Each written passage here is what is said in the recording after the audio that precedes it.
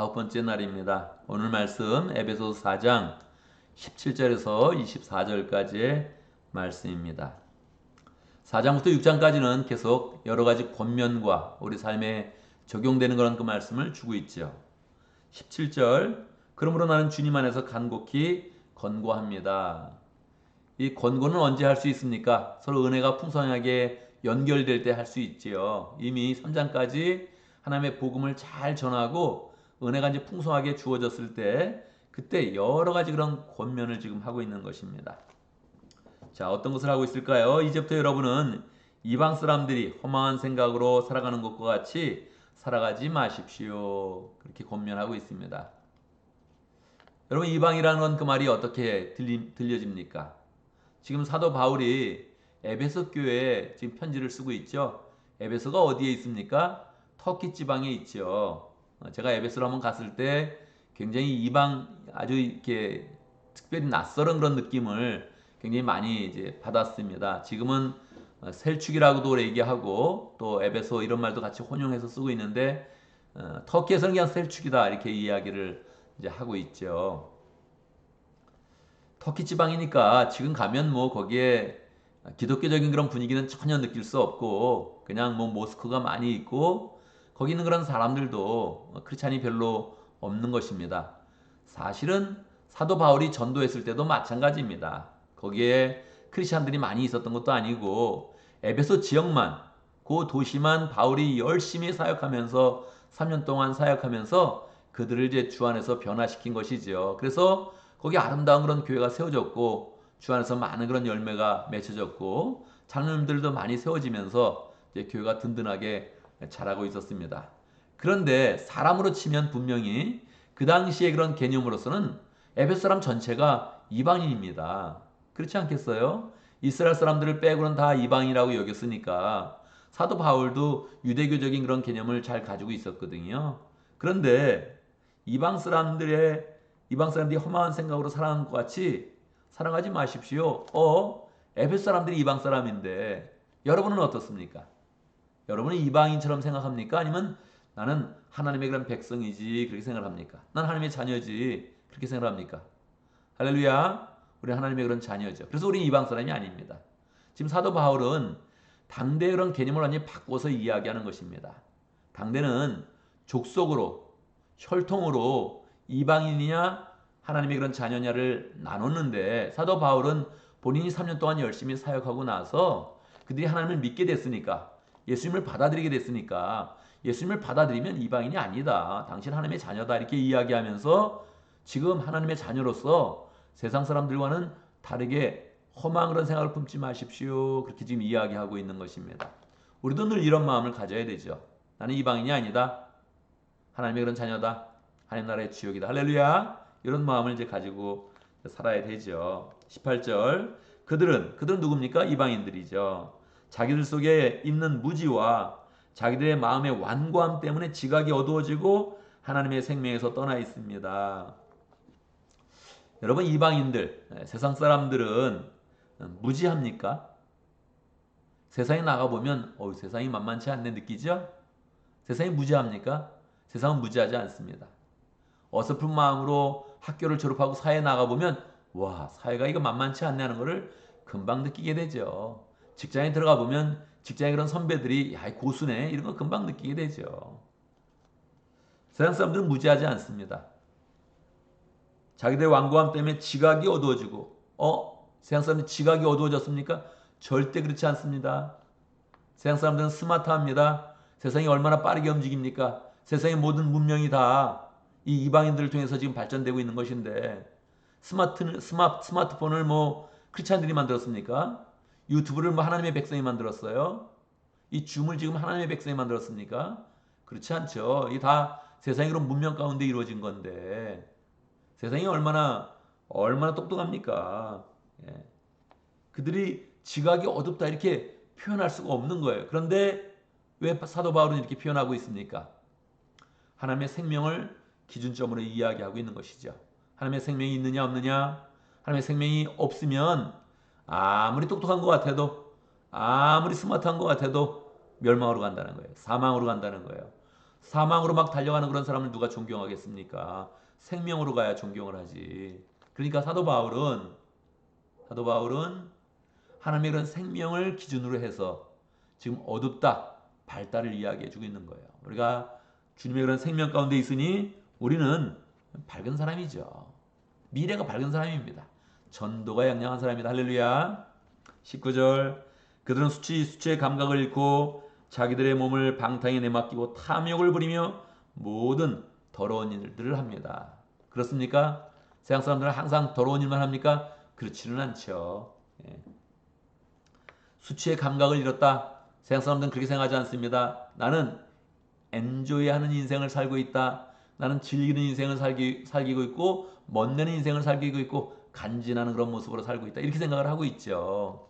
그런데 예수 그리스도의 이런 복음을 중심으로 해서 이렇게 딱 보면 마땅히 하나님의 그런 사람들이 하나님을 경배하고 하나님의 법을 따르면서 즐거워해야 되는데 혼자 자신의 그런 감각과 자신이 원하는 바와 자신의 그런 욕심을 가지고 즐거워하고 있으니까 그것은 더러운 것이다. 그렇게 선언하는 것이죠. 객관적으로 보면 우리가 살아가면서 객관적으로 보면 뭐 그들이 뭐 더럽다 얘기할 수도 없습니다. 우리도 다 더러운 그런 사람이고 그렇지만 복음을 기준으로 하나님의 복음을 받아들이고 어떻게 살 것이냐 이렇게 생각할 때는 완전히 기준이 다르게 되는 것이지요. 자 이제 20절에서 선언합니다. 그러나 여러분은 세상 사람과 다르지 않습니까? 여러분은 그렇게 배우지는 않았습니다. 누구한테 배운 걸까요? 사도 바울한테 배웠죠. 데살로니가 교회는 3주밖에 배우지 못했지만 이 에베소 교회는 3년 동안 배웠기 때문에 풍성히 배웠거든요. 이미 그 안에서 성령의 역사를 많이 경험을 했습니다. 그러니까 사도 바울이 자신 있게 이야기하는 거죠. 여러분 나에게 배웠습니다. 복음을 배웠고 예수 그리스도를 배웠고 진리를 배웠습니다. 자 이제 우리가 어떻게 살아야겠습니까? 진리대로 살아야 됩니다. 그러면서 이제 이야기해 주는 겁니다. 22절 여러분이 예수 안에 있는 진리대로 그분에 관해 듣고 그분 안에서 가르침을 받았으면 여러분은 어떻습니까? 예수 안에 있는 그런 예수 안에 있는 진리 가운데 있습니까? 할렐루야. 그러합니다. 그렇죠? 그렇죠? 강력하게 대답해 주세요. 그렇죠? 우리는 예수를 믿어서 우리는 진리 가운데 있습니다. 그분에 관하여 듣고 우리는 들었습니다. 그분 안에서 가르침을 받았습니다. 할렐루야. 우리는 예수님의 그런 가르침을 받았습니다. 서로 사랑하라. 서로 섬겨라. 섬김을 받으러 온 것이 아니라 섬기러 왔다. 더불어 살아야 된다. 사랑하며 살아야 된다. 겸손과 온유함으로 서로 세워라. 이런 얘기를 우리는 예수님의 그런 삶을 보았고 또 말씀으로도 받았습니다. 자, 그래서 이제 우리는 어떻게 해야 되는 것입니까? 22절 여러분은 지난날의 생활 방식대로 허망한 욕정을 따라 살다가 썩어 없어질 그 옛사람을 벗어버리고 자 이제부터 우리가 집중해서 마음을 한번 점검해보고 결단해야 됩니다. 22절 여러분은 지난날의 생활 방식대로 허망한 욕정을 따라 살다가 썩어 없어질 그 옛사람을 벗어버리고 오늘 말씀에서 가장 중요한 것은 옛사람과 새사람입니다. 여러분이 예수님을 믿는다는 것은 옛것을 벗어버리는 거예요. 세상의 흐름을 한번 버리는 겁니다. 세상이 가르치는 가르침이 강력하거든요. 야, 너 잘 살아봐. 이렇게. 잘 사는 것은 원래 관계가 좋은 것인데 하나님과의 관계가 좋고 이웃과의 관계가 좋은 것인데 세상은 아니야. 너만 부자 되면 돼. 이렇게 강력하게 얘기하면서 돈이 최고야. 이렇게 우리에게 가르쳐 줍니다. 야, 사람이 뭐 인생 별거 있냐? 즐기며 살아. 먹다 죽은 귀신은 때깔도 좋아. 많이 먹어. 많이 먹고 즐기며 살아. 즐기는 게 장땡이야. 이러면서 우리를 강력하게 이야기하는데 이걸 쉽게 벗어나지를 못합니다. 벗어났다가도 보면 가끔 부러운 마음도 들고 저게 좋은 거 아닌가? 저게 정말 행복한 거 아닌가? 내가 왜 이러고 있지? 이런 마음까지 드는 거예요. 그런데 우리는 옛것과 새것을 구별해야 됩니다. 옛사람과 새사람의 그런 삶을 완전히 구별해야 됩니다. 세상으로 나가는 것은 사도 바울은 지체 없이 이야기하는 거예요. 그거 멸망의 길이다. 사망의 길이다. 그렇게 가면 더러운 그런 모습을 갖다가 비참하게 죽는다. 우린 그런 사람이 아니다. 우리는 예수님처럼 이 땅 가운데 도리어 섬기더라도 그 가운데 기쁨이 있고 진리 가운데 풍성하고 사람을 구원하는 힘이 있고 사랑과 능력 가운데 세워지고 그렇게 우리는 새로운 그런 사람으로 간다는 거예요. 그래서 우리가 마음을 새롭게 해야 됩니다. 23절 마음의 영을 새롭게 하여, 여기 딱 한 절이네요. 마음의 영을 새롭게 하여. 옛날 버전으로는 심령을 새롭게 하여 이렇게 되어 있는데 좋은 번역입니다. 심령을 새롭게 한다. 좋은 번역이죠. 굉장히 미스테리한 그런 단어입니다. 마음의 영, 심령, 마음을 새롭게 하는 거예요. 우리라는 그 마음에는 이미 예수 그리스도가 들어오셔서 여기에 마음을 이렇게 새롭게 하고 있는데 그 마음의 영을 새롭게 하라는 거예요. 이거는 하나님이 강력하게 우리에게 들어오시면서 우리에게 의지를 물어봐요. 우리의 마음을 물어봐요. 네가 원하냐? 나와 함께. 나와 함께 새롭게 되기를 원하냐? 이걸 물어봅니다. 내가 싫다 그러면 하나님이 거기서 멈춥니다. 더 활동을 못해요. 그래서 우리의 마음을 열면서 예수의 영을 받아들여야 돼요. 예수를 믿습니다. 난 주님 앞에 새롭게 되겠습니다. 옛 것을 버리겠습니다. 이 의지를 가지고 주님을 받아들여야 됩니다. 이걸 못 받아들이고 그냥 나 그래도 나 그냥 기본적으로는 세상이 좋은데 이렇게 생각을 하고 있으면 이게 움직여지지 않는 거예요. 움직여지지 않는 거예요. 우리는 마음을 열고 주님의 영이 더 들어오도록 우리는 그걸 결단을 한번 해야 됩니다. 결단해서 새롭게 변화되는 그런 그 마음을 가져야 돼요. 어떻게 변화됩니까? 24절입니다. 하나님의 형상을 따라 참과 의로움과 참 거룩함으로 지으심을 받은 새 사람을 입으십시오. 세 가지예요. 참과 의로움과 거룩함으로 새롭게 되라는 거예요. 여러분 한번 생각해 보세요. 우리가 이런 그 마음과 인생이 100% 참되겠습니까? 100% 의롭게 되겠습니까? 100% 거룩하게 되겠습니까? 이건 굉장히 어려운 거예요. 근데 이거는 우리가 마음을 열면서 주님 내 안에 들어오시고 내가 주님의 영향력 가운데 살겠습니다. 주님과 동행해 가겠습니다. 이렇게 하면 주님이 원래 나는 절대 100%가 될 수 없죠. 그런데 결단하는 그런 순간에 주님이 확 들어올 때 그 기운이 있으면 우리는 100% 참되고 100% 의롭고 100% 거룩한 그런 사람이 된다는 거예요. 이거를 소망하고 이런 삶을 살아봐라. 우리에게 이렇게 권면하는 겁니다. 여러분 이거 그냥 이렇게 가만히 생활하다가 뭐 직장에서 생활하다가 가정생활하다가 이렇게 생각하면 우리는 이렇게 나가지는 않아요.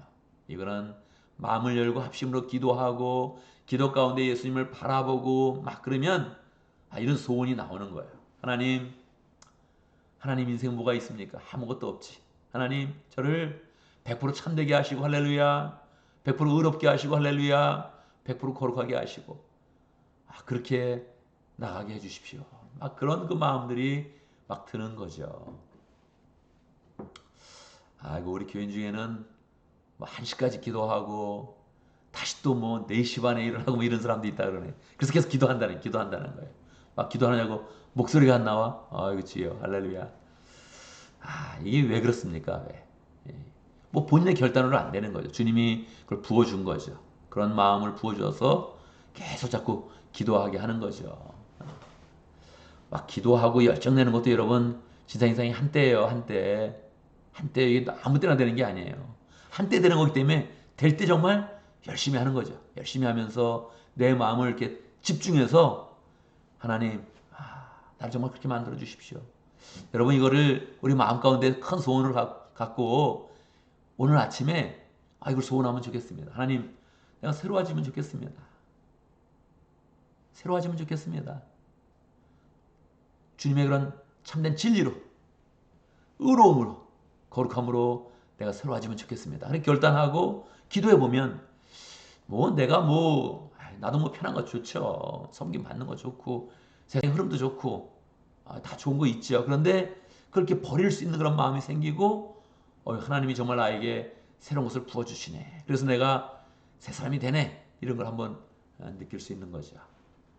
우리가 함께 기도하면서 이런 마음을 가져보고 또 우리가 함께 특별한 그런 그 마음으로 이렇게 같이 합심해서 기도하고 있는데 이러한 마음으로 풍성해져서 우리 인생이 새로워지고 또 그 안에서 부어지는 하나님의 은혜와 능력과 축복이 넘치기를 간절히 바랍니다.